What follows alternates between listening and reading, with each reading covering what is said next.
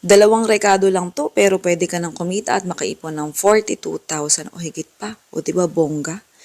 So ayan, habang tayo naglalagay ng ating malamig na 2-in-1 crema asada sa ating mixture, ayan, intaying dumoble ang size.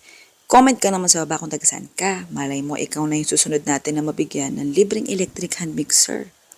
Tapos nilagay ko muna sa rep yun. Oo, pagkatapos kong haluin.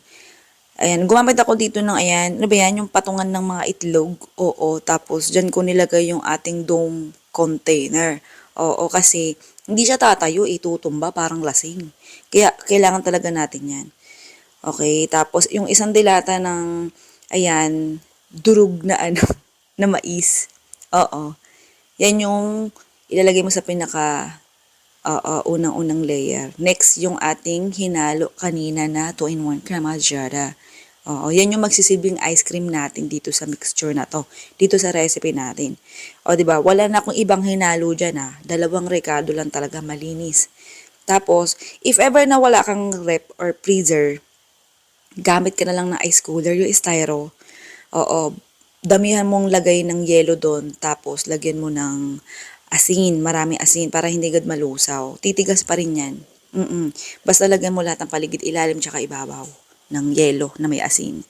So dito sa atin, kinabukasan ko na siya tinanggal sa freezer. Kaya solid na solid yung tigas talaga niyan.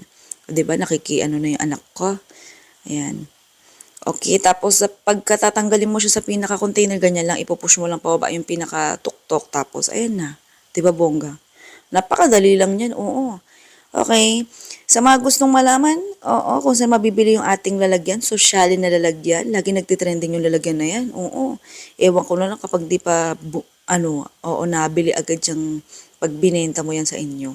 Oo, lalo sa online, patok yan. Kaya ano pang iniintay mo, try mo na to. Pero kung gusto mong mag-trial and error, tikman mo muna. Oo, try mong i-chismis sa kapitbahay mo kung bibili. So, ganyan yung itsura niya pag malapitan.